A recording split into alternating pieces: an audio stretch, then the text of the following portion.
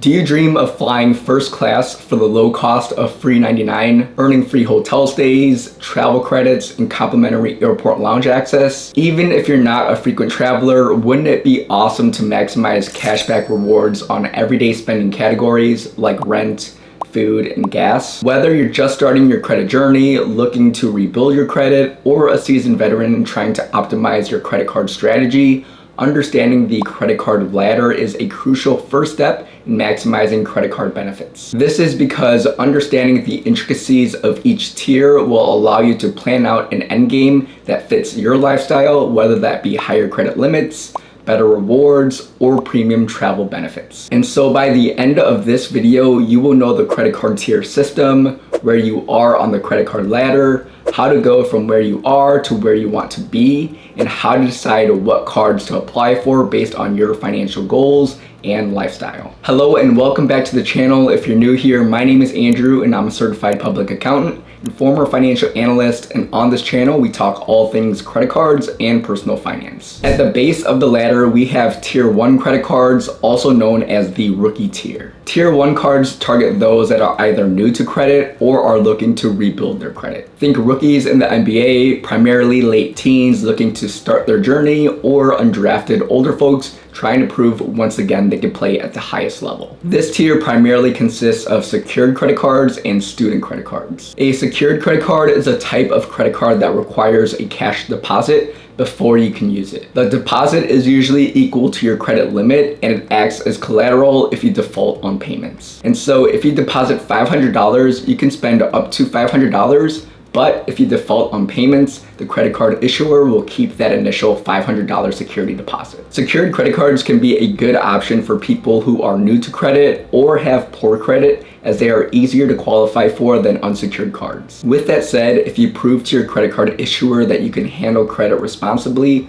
over the next 12 to 18 months with a secured credit card, they will typically upgrade your card to an unsecured version of the same card and return the initial deposit back to you. Now, if you're a college student or enrolled even part-time in a qualifying university and don't have any credit history, student credit cards are, in my opinion, a better option in this first tier. That is because the good ones offer solid sign-up bonuses, good rewards, and other cool perks that secured cards just don't. Now, it is important to mention that with student credit cards, the credit limits aren't much higher, often $1,000 or less. So if your student card offers 1% cash back on purchases, the most you'd earn in a month would be $10 in cash rewards. While that may seem pretty disappointing, remember that you're not getting a student credit card for the rewards, you're getting it so you can prove you can responsibly handle credit. And with student credit cards, you can upgrade your card to the non-student tier 2 equivalent once you move on from college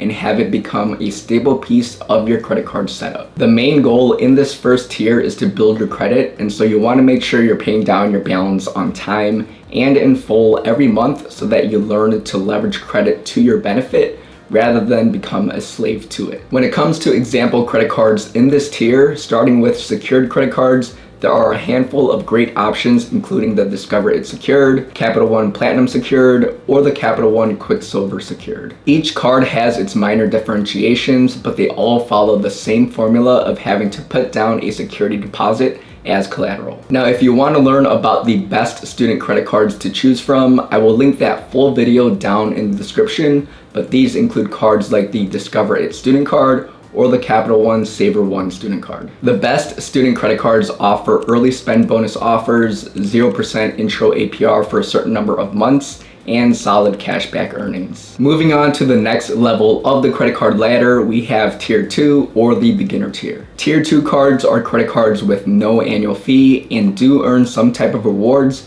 but most often in the form of cashback. Now, in this tier, it's crucial to choose a credit card whose reward categories align with your current everyday spending, but will also work well with higher tier cards you plan to get in the future. And so I wouldn't advise on applying for just any card in this tier without doing some research. Now, there are typically 3 main types of cards in this tier: catch-all cards that earn a flat 1.5 to 2% cash back on all purchases, specialty cards that offer anywhere from 2 to 5% cash back on a few specific categories like groceries, restaurants, or gas, and flexible cards that earn 5% cash back on quarterly rotating categories. Now, a feature of many of the cards in Tier 2 is that they are future-proof, meaning the cards may earn cash back now, but the cashback rewards come in the form of flexible points currencies and can even sometimes be transferred to other higher level cards from the same credit card issuer and be redeemed for greater value. For example, with Chase, when you go from a Tier 2 card like the Chase Freedom Flex to a Tier 3 card like the Chase Sapphire Preferred, instead of redeeming your Chase Freedom Flex points in the form of cash back, you can transfer those points, or what Chase calls Ultimate Rewards points, to the Chase Sapphire Preferred and get 25% more value when you redeem those points for travel through Chase Ultimate Rewards. Other credit card issuers like Citi and Capital One allow for something similar, although for American Express, Tier 2 cards that earn cash back, like the Blue Cash Everyday card, cannot later be transferred as membership rewards points and redeemed for travel. Now, typically, Tier 2 cards have sign-up bonuses ranging between $100 to $200 in value, whether it be in points or cash back, as long as you meet the minimum spending targets in the welcome offer timeframe. The credit limits on these cards are also much higher than student credit cards, especially the longer you own the card. To get approved for Tier 2 cards, you want a credit score in the mid to upper 600s. If you're not yet in that range, it's best to stay in Tier 1, build your credit score, and then apply for one of the Tier 2 cards in about a year or so. A few examples of Tier 2 credit cards include the Chase Freedom Unlimited, which was actually my very first credit card,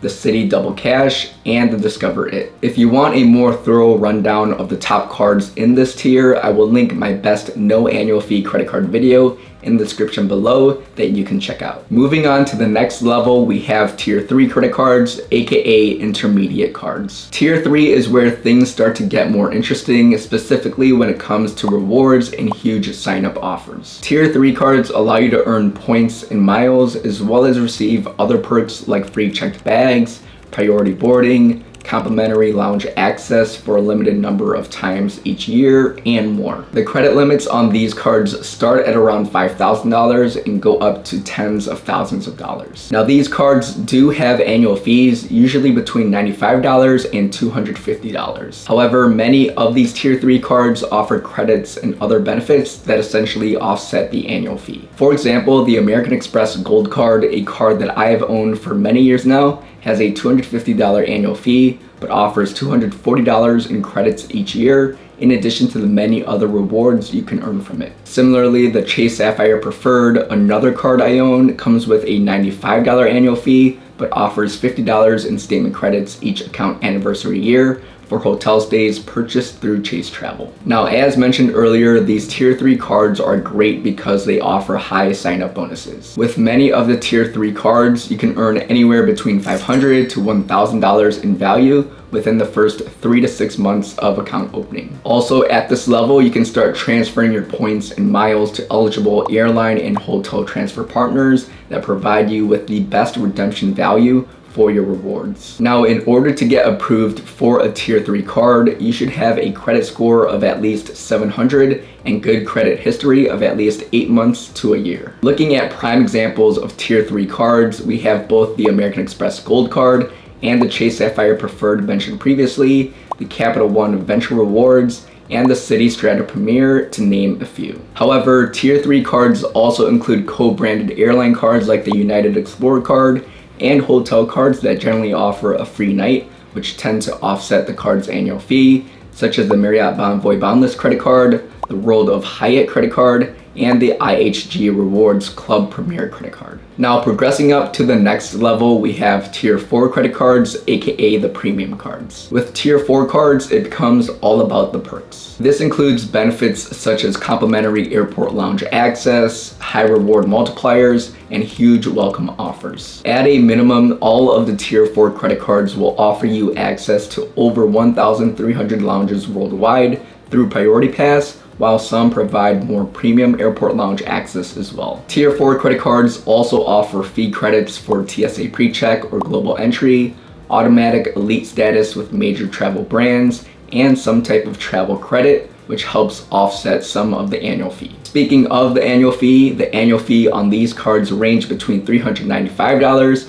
to $695. Now that's a lot of money, but tier 4 cards generally target those who travel often and enjoy many of the special travel perks. And unlike the second or third tier, you most likely don't need multiple tier 4 cards. That is because many of them offer redundant benefits, so it won't make sense for a majority of people to pay for multiple high annual fee cards here. To apply for a tier 4 card, you want a credit score of at least 720 and 1.5 to 2 years of good credit history. Now the most popular tier 4 credit cards include the Chase Sapphire Reserve, the American Express Platinum, and the Capital One Venture X. While they do offer many similar benefits, they also have some key differences, so you definitely want to do some research before applying for your first card in this tier. Last but not least, we have the tier 5 credit cards, and these cards are invitation only. These credit cards are rarely, if ever, advertised and are only available to top tier customers. You can't apply for them, and it requires more than just making a ton of money to qualify. Fees for elite cards are, as you may have guessed, also top tier. The American Express Centurion, for example, charges a $10,000 initiation fee on top of a whopping $5,000 annual fee. Another invitation-only card is the JP Morgan Reserve card,